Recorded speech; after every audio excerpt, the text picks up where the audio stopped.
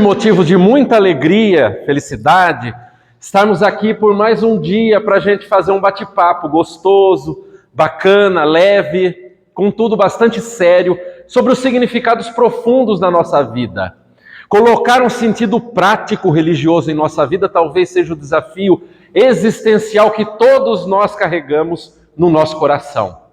Por isso mesmo, necessário é que nós nos atentemos a momentos como esse, que nos dão uma certa carga de energia, para que a gente possa encarar a loucura que todos nós vivenciamos no dia a dia, nesse mundo que estamos todos encarnados. Claro que momentos como esse também nos trazem alegria, porque a gente pode matar a saudade das pessoas que fazem parte da nossa caminhada anual de encontros, para discutirmos significados como esses, calcados na doutrina de Kardec, mas também com o olho de como é a nossa vida, a semelhança daquele que para nós é o motivo de exemplificação ética e moral da nossa vida, conhecido como Jesus. Por isso mesmo, eu deixo com essa alegria o meu agradecimento a todos os senhores que tiraram esses breves minutos desta noite maravilhosa para um descanso em casa, para que a gente pudesse estar aqui fazendo essa avaliação, não somente sobre o que iremos conversar na noite de hoje, mas sobre nossa própria vida. E talvez até depois desses breves minutos concluiremos que é necessário mudar de algum caminho que nós estamos trilhando, talvez erradamente. Mas também que possamos, antes de tudo, agradecer àquele que é conhecido como Deus, inteligência suprema, causa primária do universo, mas poderíamos até chamar de Pai. Agradeçamos intimamente pela possibilidade de sermos criaturas que se reconhecem como dotadas da possibilidade de trilhar o seu futuro, de reconhecer-se como criatura que trilha o que quer da sua própria vida. E todos nós podemos agradecer esse presente maravilhoso que recebemos de Deus, conhecido como livre-arbítrio, ruim para uns, uma delícia para outros, mas sempre com um olho na dificuldade da nossa própria vida, porque necessário é reconhecer que cada um de nós pode ser melhor através do seu esforço e do seu trabalho. Claro que na noite de hoje, depois dessa pequena introdução, o convite é que para que façamos uma avaliação sobre um tema que é bastante importante: o papel da vontade em nossas vidas. E alguns de nós talvez até pensará que é um tema bastante abstrato, alguma coisa assim meio filosófica, que a gente tem um pouco de dificuldade de colocar um sentido prático, aplicativo na nossa vida, porque entender sobre o significado da vontade, nem a gente sabe muito bem dizer o que significa a vontade para nós. A vontade parece que é uma coisa que eu sinto, que eu tenho vontade de fazer e eu faço. E faço porque eu gosto. Mas questões como essa nos suscitam também algumas questões fundamentais da nossa vida para que a gente possa começar a se entender. Todos nós que viemos cair no espiritismo para tentar entender o significado das coisas, já nos perguntamos: de onde vim? Para onde vou? Por que é que eu vivo a vida que vivo? E qual a minha missão? Questões essenciais para que a gente traga um pouco de apaziguamento nesse coração tanto quanto conturbado e bagunçado que todos temos. A nossa vida, via de regra, é uma ansiedade diária sobre alguma coisa que a gente quer atingir, mas não sabe muito bem o quê. Ou talvez a gente sinta um saudosismo de viver uma época conhecida como uma época boa, sem saber que toda época boa tem uma hora para acabar. Mas necessário é que nesses questionamentos, nessas avaliações, a gente possa começar a observar o que é que a gente quer da vida. Mas não somente o que a gente quer da vida, o que é que cada um de nós quer ao frequentar semanalmente uma casa espírita, tentando colocar, evidentemente, o nosso comportamento à semelhança daquilo que Jesus nos ensinou. Nós que objetivamos a conhecermos cada um de nós com os nossos esforços, procuramos tentar compreender o significado da vida através dessa doutrina que nos explica de uma maneira racional, científica, com consequências religiosas, que é o Espiritismo. Mas a nossa vontade ainda continua a nos palpitar ao coração, tentando guiar a nossa vida conforme aquilo que nós sintonizamos e gostamos. Poderíamos até observar que a nossa vida, muitas das vezes, nos guia ao centro espírita para que a gente encontre uma palavra de consolo. Alguma coisa que apacente as nossas dores do dia a dia, das nossas dificuldades, das pessoas que convivem conosco, que nos trazem uma certa chateação de se viver. Por isso mesmo tentamos entender ou achar uma lógica nessas relações que nos levem a compreender e aceitar com sentimento de resignação que vale a pena viver, que vale a pena continuar e que vale a pena amar. Porque o objetivo fundamental da vida é amar a criatura à semelhança de nós próprios. Mas entender o significado do amor e entender por que é que a nossa vontade nos guia em direção dos caminhos que muitas das vezes, de uma maneira inconsciente, leva-nos a buracos que a gente nem sabe como é que se meteu, ainda somos capazes de compreender que mesmo com ações como essas que nos levam a tais dificuldades, Deus nos deu um presente maravilhoso, conhecido como inteligência. Por isso mesmo, cabe a cada um de nós aplicá-la para sair do buraco em que se meteu. Mas o Espiritismo é uma doutrina otimista porque descortina todas as possibilidades para que a gente comece a se entender. E entender-se é compreender que nós sentimos necessidades que damos valor e por isso mesmo impulsionamos as nossas ações nos dia a dias de todos nós que nos levam a ter a vida que a gente tem. Mas, para não ficar muito complicado, é necessário que a gente comece a pensar que o nosso objetivo, numa casa espírita, muitas das vezes, é pedir. Por quê? A peça fundamental de como cada um de nós encara a religião na sua vida é por meio do petitório. Ah, meu Deus, resolva a minha vida. Ai, meu Deus, eu gostaria que você resolvesse tal problema meu. Geralmente, nossos problemas giram em torno de problemas financeiros, problemas de relacionamento com aquela pessoa que muitas das vezes conhecemos como Mo ou Benê, em Piracicaba é esse nome, ou os nossos problemas de satisfação com a vida, as nossas necessidades físicas, orgânicas que queríamos tê-las satisfeitas.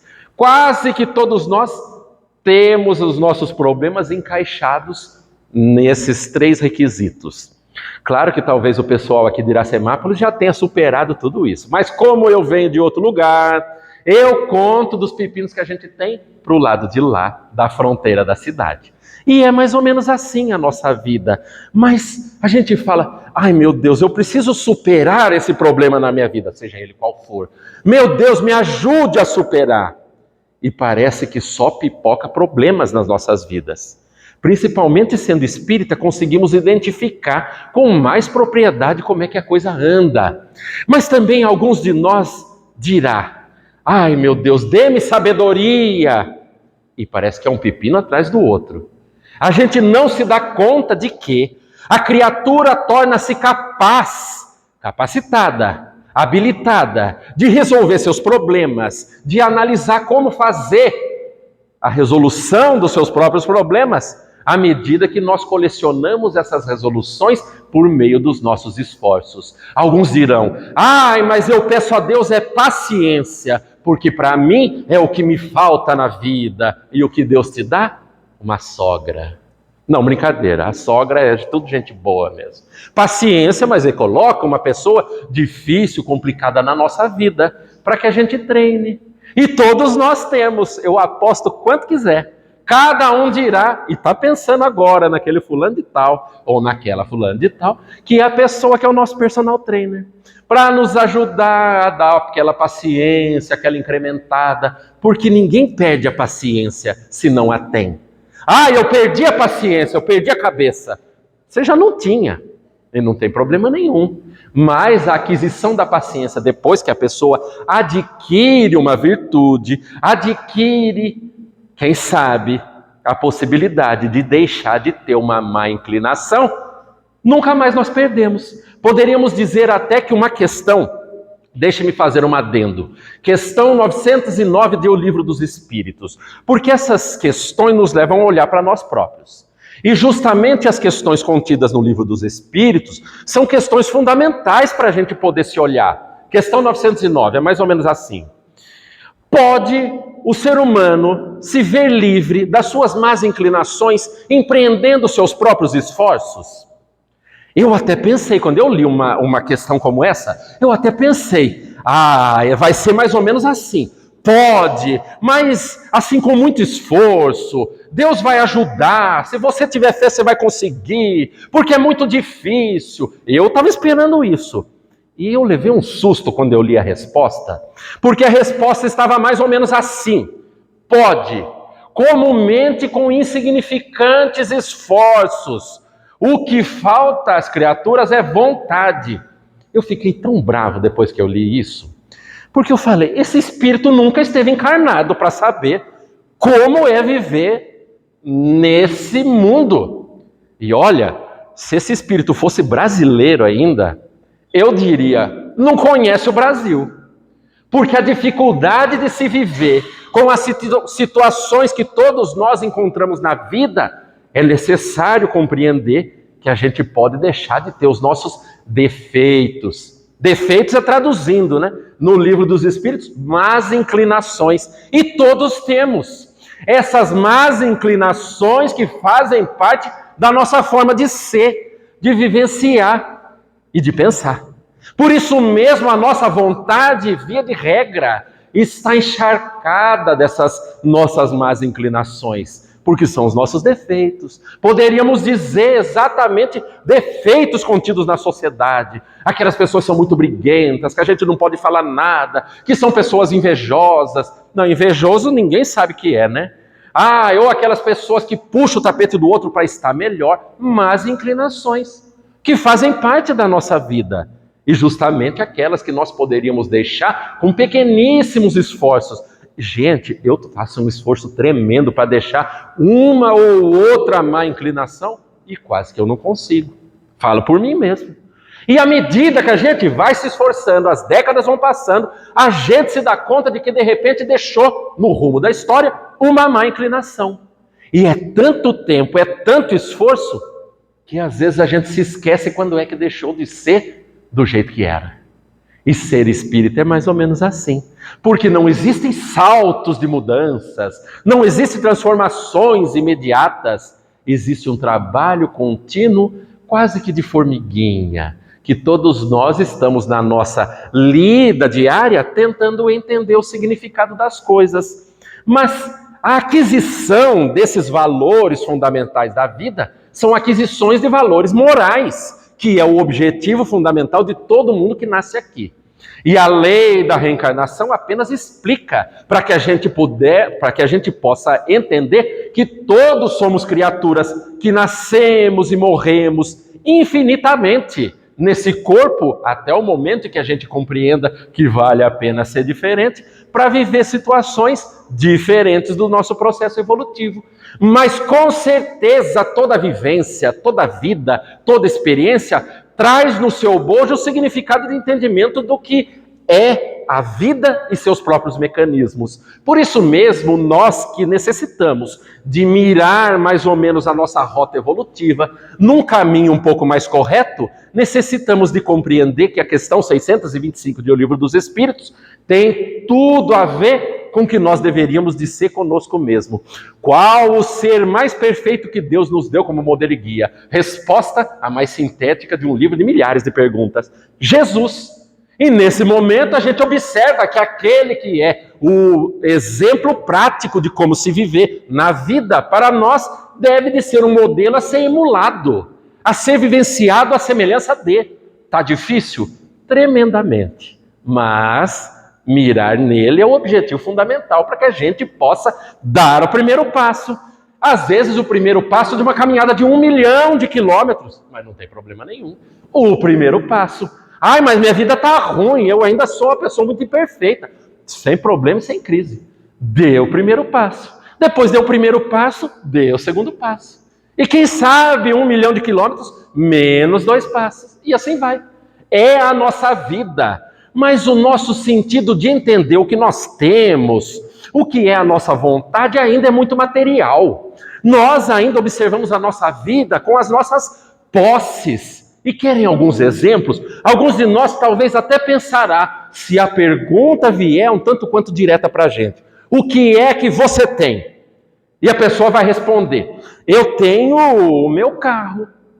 Aí logo eu vou dizer, aquele que você parcelou 72 vezes, alguns vão até um pouco mais longe, 96 vezes, é quase assim uma comprovação científica da lei da reencarnação, né? A gente compra o carro, começa a pagar nessa encarnação, termina na próxima, sem problema nenhum. Olha o Espiritismo explicando para a gente, deixando a brincadeira de lado, a gente começa a entender que esses bens materiais não são tão assim perenes como a gente imagina. Porque a gente vai para o centro espírita, para o carro logo lá fora, ou para em algum lugar um pouco mais perigoso, e o ladrão leva embora.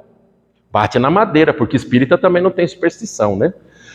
Leva seu carro embora e você percebe que o carro já não é tão seu. A gente já não tem. Não é uma posse. Mas, então, o que é meu? E a gente começa a pensar.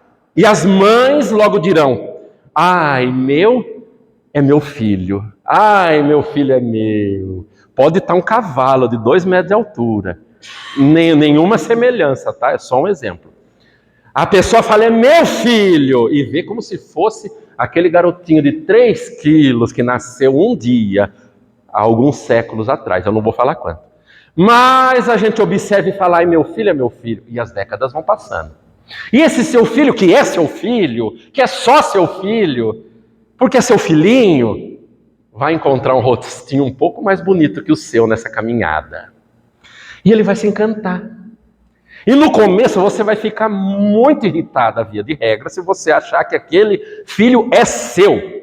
E você vai querer arrumar uma inimiga. Mal sabendo que não dá nem pro cheiro nessa briga. Porque o seu filho vai falar, mãe, tchau. Estou indo, volto se Deus quiser, no domingo se a comida for a minha preferida. Aí ele começa a frequentar sua casa. E você fala, venha que eu vou cozinhar para você. Filho dando trabalho até depois de velho. Mas a gente percebe que os filhos também não são só nossos. São filhos da ânsia da vida. Lembremos as falas de Rabindranath Tagore.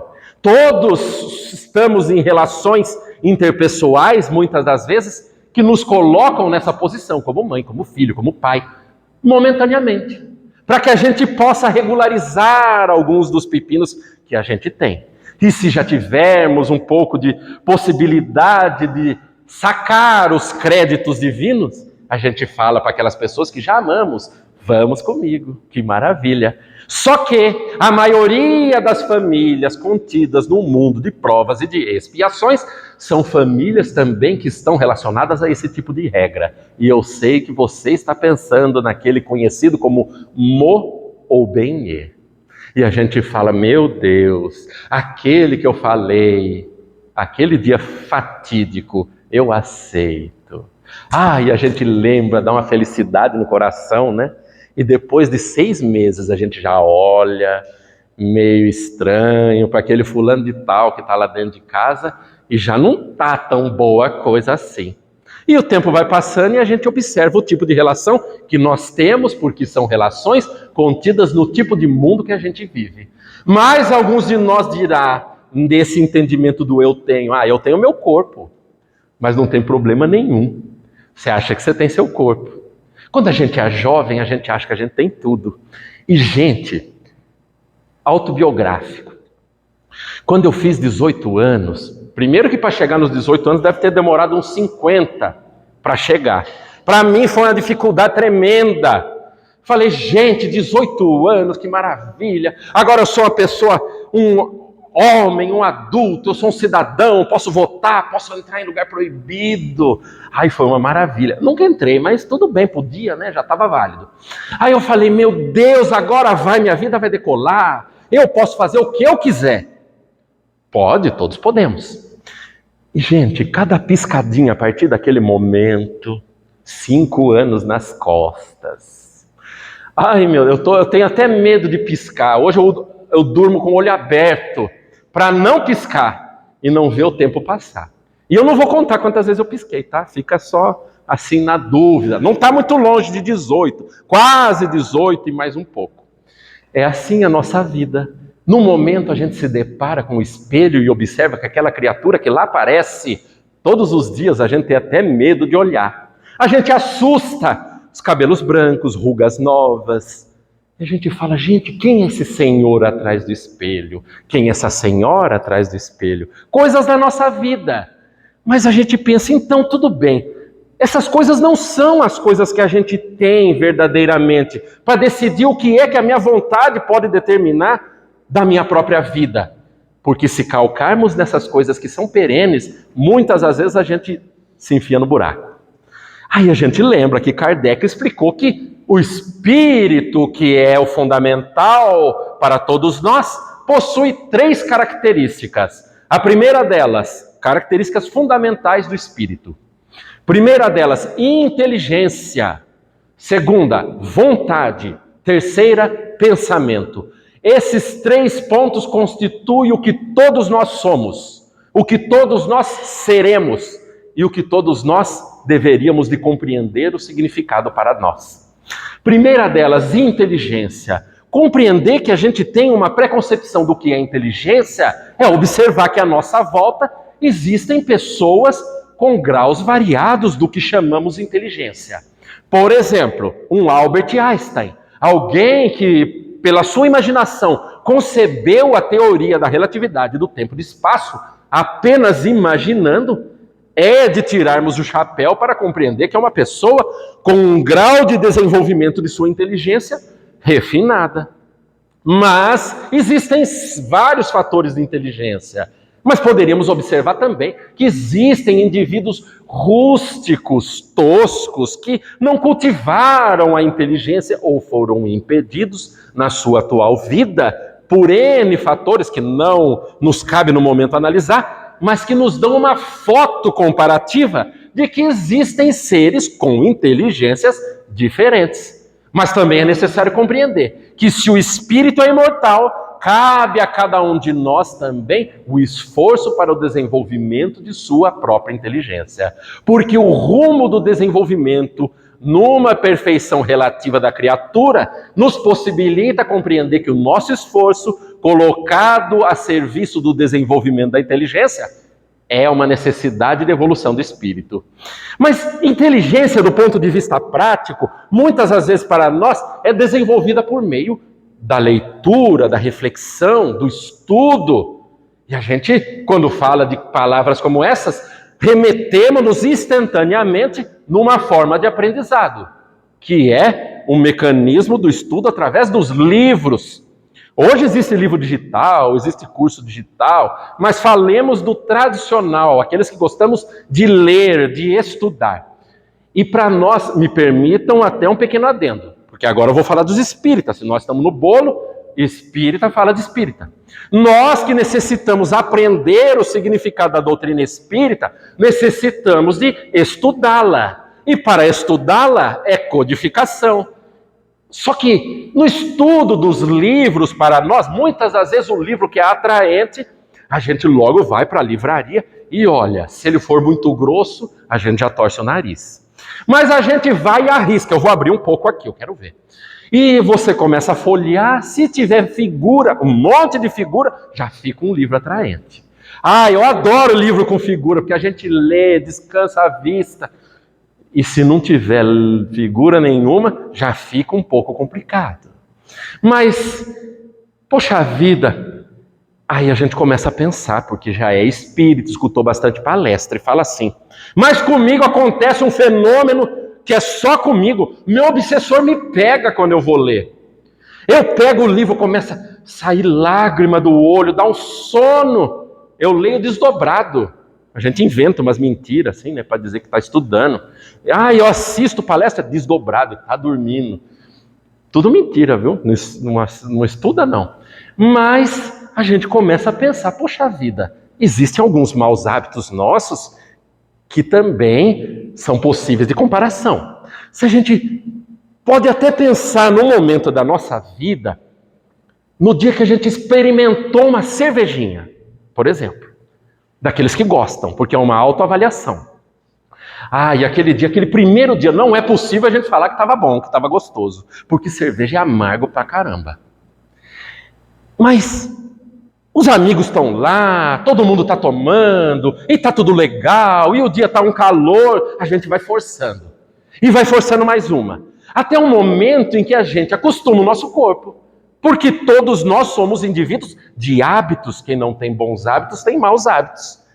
Aí a gente se observa um dia, depois de muito tempo, que a cerveja já se tornou uma dependência química, muitas das vezes. Nosso cérebro precisa do álcool. Mesmo que o nosso fígado sofra, mesmo que o nosso rim trabalhe muito, mesmo que o nosso sistema nervoso fique um pouco atrapalhado, e mesmo que a gente crie uma dependência alcoólica pro resto da vida. Mas uma cervejinha é muito bom, né? E aí a gente toma todo dia. Mas socialmente, né? Todo dia.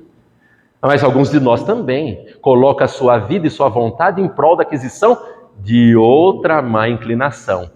E um pouquinho pior, de um vício.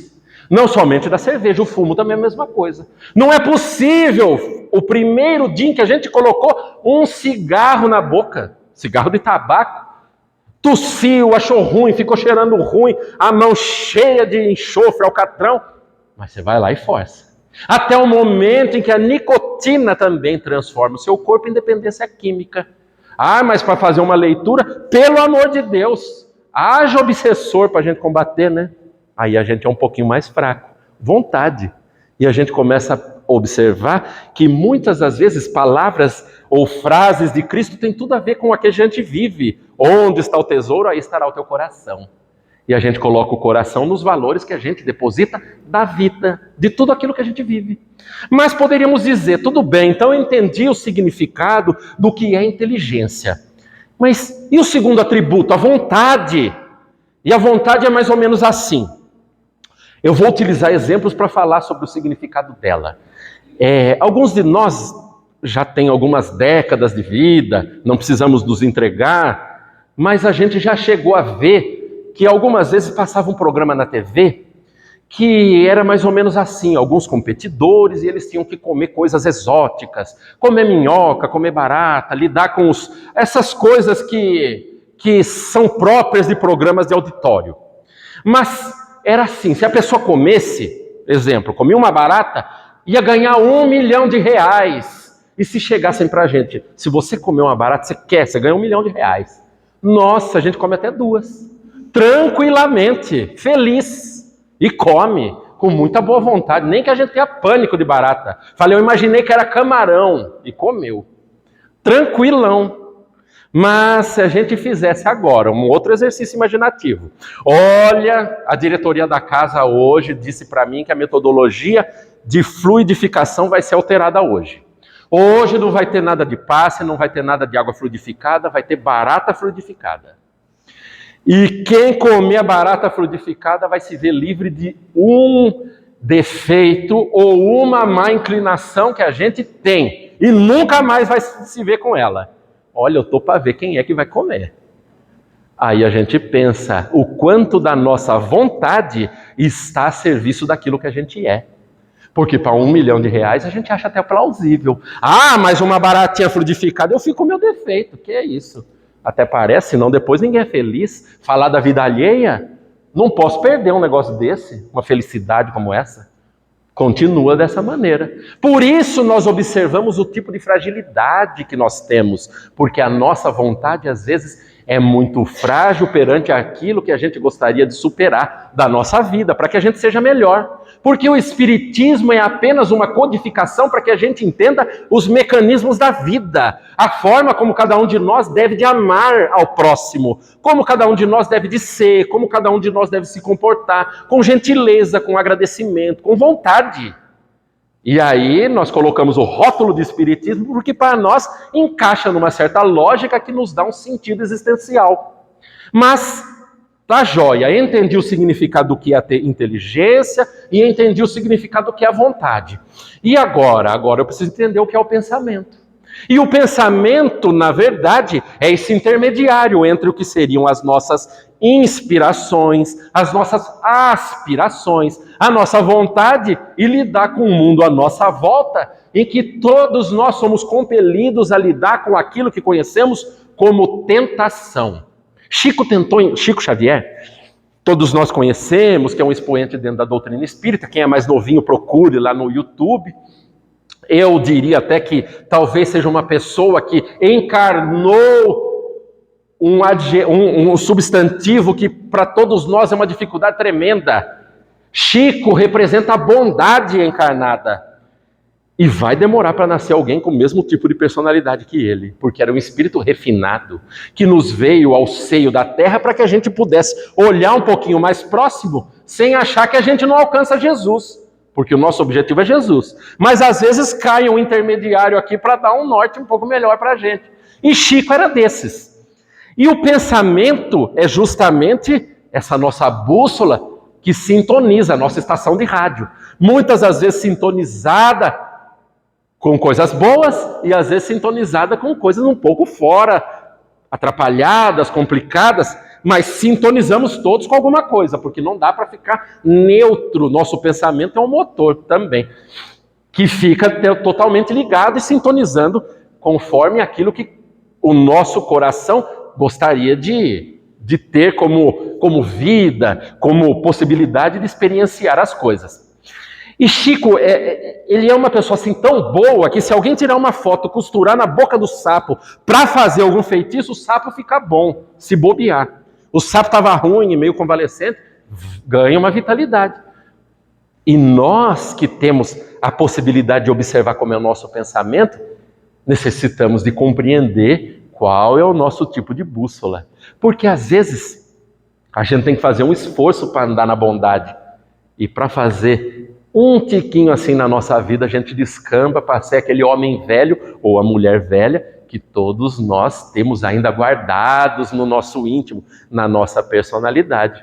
Essa é a nossa necessidade de identificar o que cada um de nós é, para compreender como é que a nossa vontade pode nos guiar. Porque se todos somos espíritos que somos dotados desses 3 pontos fundamentais, necessitamos então de compreender onde o nosso esforço deve de ser considerado para que a gente tenha a vida que deseja. Porque todos, independente de ser espírita, de ser evangélico, de ser ateu, de ser católico, seja o que for, buscamos a felicidade, a alegria, a estesia. E às vezes a gente encontra fazendo o bem. Porque esse é o objetivo fundamental da vida. Não é ser religioso, é fazer o bem através do amor. Esse é o objetivo fundamental da vida. Mas às vezes a gente não gosta da vida que tem. E por isso mesmo eu vou contar uma pequena história para que a gente leve no coração para compreender como a nossa vida é a semelhança da própria história. Uma história que se perdeu nos tempos, mas que dá um sentido existencial para nós ao observarmos uma história que foi contada há muito tempo. Era mais ou menos assim a história. Chama-se As 3 Árvores, esse conto. É um conto que possui como personagens principais 3 árvores, que carregavam no seu íntimo, no seu mundo íntimo, a vontade de fazer o bem, a vontade de trazer alguma coisa de bom para a vida, parecido com nós. E todas elas, quando eram muito jovens, tinham uma interpretação da vida que era diferente daquela que teriam no futuro, depois de vivenciar todas as experiências da vida. Porque a vida às vezes curte, né? Nós. E a gente se torna um tanto quanto pessimista com as coisas. E quando elas eram jovens, que tinham a esperança de que a vida seria tudo e que elas poderiam fazer tudo o que quisessem, elas confessaram-se umas para com as outras sobre suas próprias vontades, sobre o que queriam de si e o que queriam para o mundo. O que guiaria as suas próprias vidas. E uma dessas árvores disse: eu tenho uma vontade íntima que eu só gostaria de confessar para vocês duas, que são minhas amigas do coração. A minha vontade é que depois que eu tiver a minha vida, mesmo que eu encontre um dia de sacrifício, em que eu tiver que me sacrificar para o mundo, eu gostaria de ser transformada num baú. Um baú que pudesse abrigar todos os tesouros do mundo, quem sabe, de um conquistador humano na Terra.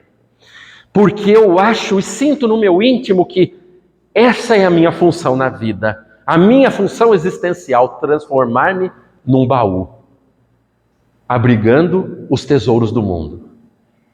E a segunda logo disse: poxa vida, eu também tenho um sonho mais ou menos parecido como esse. Mas eu gostaria de me transformar num transporte para esse mesmo conquistador. Quem sabe uma carroça, uma biga de guerra, porque esses eram os ideais das pessoas e das árvores também. Para que eu pudesse transportar não somente esse conquistador da humanidade, mas no meu interior você também, meu amigo, como meu baú. E a terceira árvore também, que tinha uma amizade muito próxima das duas outras, logo disse: meus amigos, eu também tenho um sonho no meu íntimo. Eu gostaria de estar no meu futuro com vocês dois. E eu vejo claramente que para mim o mais importante, se eu puder me entregar em sacrifício, é ser transformado, quem sabe, numa ponte, num assoalho, num arruamento, para que você, como transporte, possa transportar esse conquistador e você, como baú, levar-lhe os seus tesouros. Mas eu pudesse possibilitar que esse transporte passasse pelos lugares em que o terreno não possibilitasse. Ah, e se Deus quiser, nós seremos assim. Todas imbuídas de muita boa vontade, de encontrar o seu futuro de uma maneira em que eles esperavam e que a sua vontade dizia que deveria de ser. E o tempo foi passando, as décadas também. Todas elas ainda imbuídas daquela boa vontade de alcançar o seu desejo. E vê-lo realizado, quem sabe um dia, sabe-se lá quando. Isso era com Deus. E elas tinham essa forma de fé, de crença e de vontade e de esperança na vida. E o tempo foi passando e de repente um dia entra na floresta um lenhador. A primeira árvore é ceifada. E ela é transformada num coxo de animais, num estábulo. E ela começou a refletir depois deste dia que a sua vida não tinha dado certo. Que a sua vida não era aquilo que ela esperava.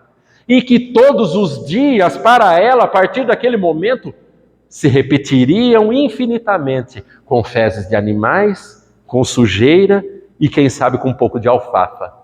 E ela vivenciaria essa realidade que, para ela, na sua concepção, era um tanto quanto distante de abrigar os maiores tesouros do mundo. O que lhe causou uma certa frustração, inicialmente, uma tristeza e, posteriormente, uma depressão. Mas vivia remoendo o fato de que nunca fora aquilo que desejava para si. E a vida foi passando. Um dia, novamente, lá no futuro, entra o lenhador, este mesmo lenhador na floresta, e ceifa a segunda árvore. A segunda árvore que gostaria de ser o transporte daquele que seria o maior conquistador do mundo com seu amigo no baú. Mas ela já carregava um pouco de tristeza no seu íntimo, porque sabia que a vontade de seu amigo não fora realizada como ele esperava. E ele foi transformado também, à semelhança de seu amigo, em algo que achava que não valia a pena. Foi transformado num barco. E todos os dias ele apenas sabia que era dia de vivenciar a sua vida cheio de vísceras, escamas e peixes apodrecendo. E aquela situação inicialmente lhe frustrou, mas com o passar do tempo levou-lhe a tristeza e a depressão. E ele ficava pensando: o que Deus fez comigo? Eu nesta vida que nunca desejaria nem para o meu pior inimigo. E o tempo foi passando, e ela numa sintonia muito baixa, pensando na sua vida, talvez o que havia acontecido por viver algo que ela não desejaria nem para o seu pior inimigo. Mas era a vida. E o tempo foi passando e novamente o lenhador entra na floresta e ceifa a terceira árvore.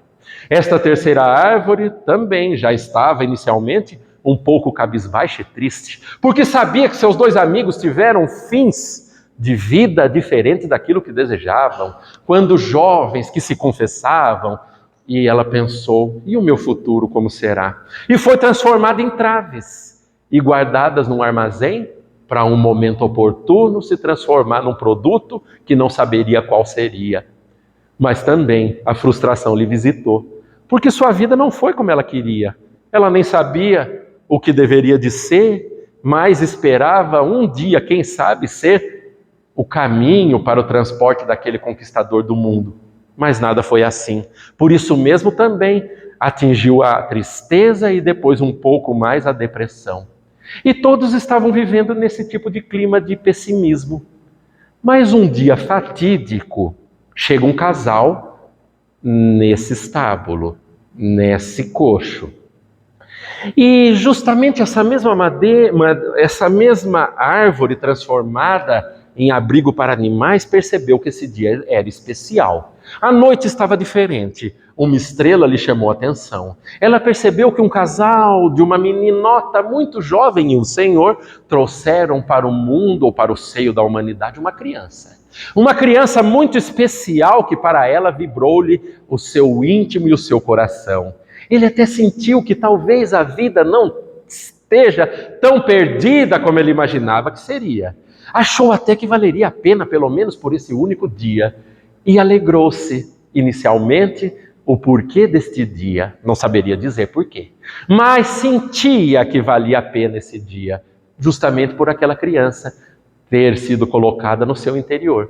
Mas o tempo foi passando, a criança foi crescendo, e essa criança falava coisas que as pessoas não entendiam, mas falava também como ninguém falava, e tornou-se um jovem, um adulto, que dizia coisas bem diferentes do que as pessoas costumavam ouvir. Ele um dia subiu num barco. Esse mesmo barco que também encarou este mesmo dia como um dia diferente da sua vida. E o barco prestou atenção. Aquele mesmo barco que era a segunda árvore. Que aquele que falava dizia coisas revolucionárias, diferentes, e animava o coração daqueles que procuravam, quem sabe, uma palavra de consolo. Seu nome, Yeshua, ou Jesus.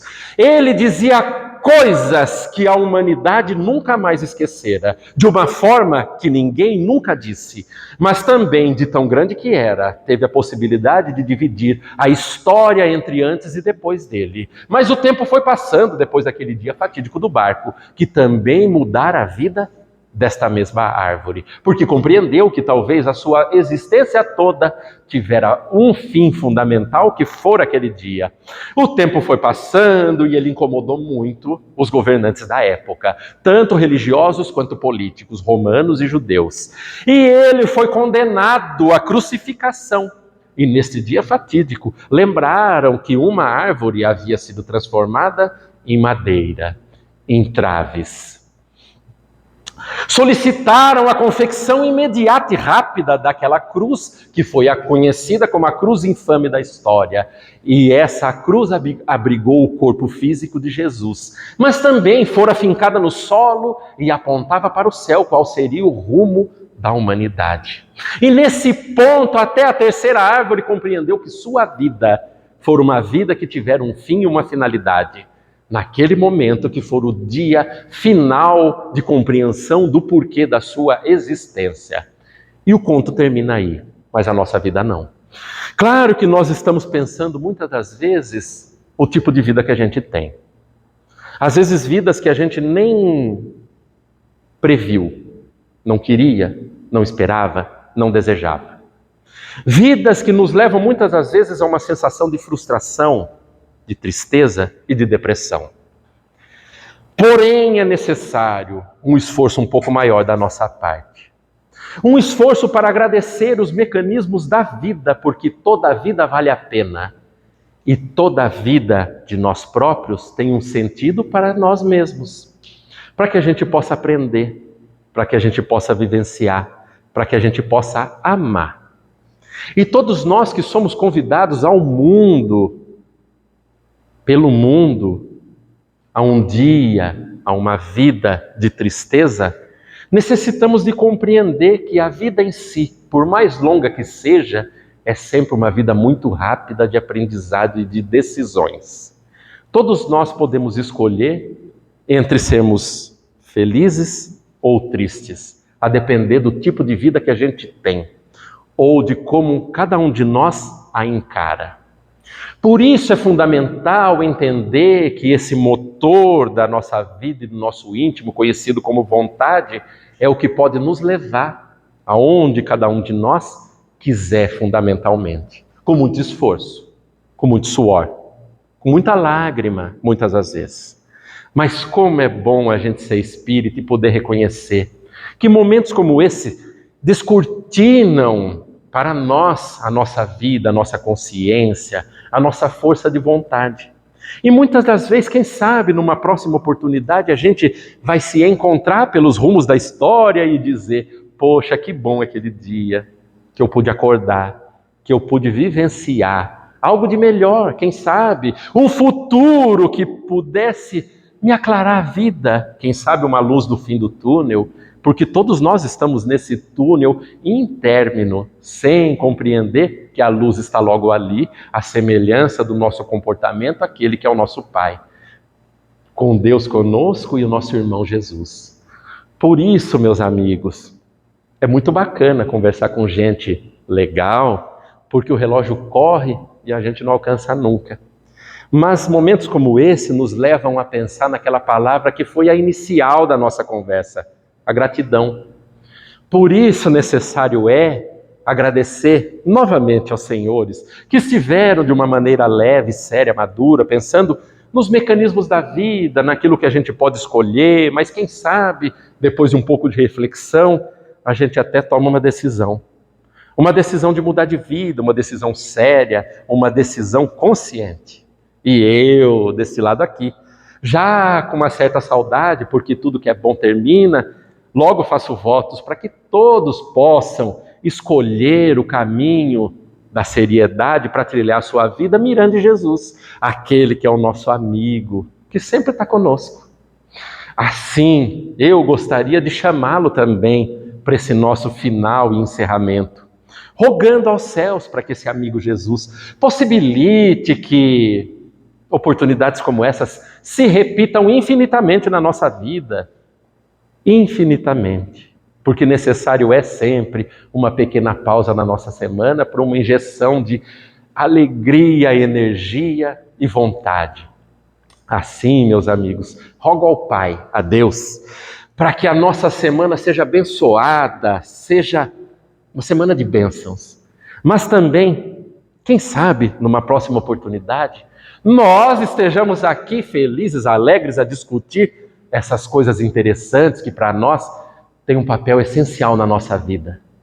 E assim, quem sabe, nessa próxima oportunidade, a gente possa refletir, avaliar, sentir e talvez até concluir que vale a pena mudar para melhor, se Deus quiser. Deixo assim, então, por fim, aquele abraço querido, cheio de saudade, e até numa próxima, se Deus quiser. Um grande abraço e até o próximo encontro. Obrigado.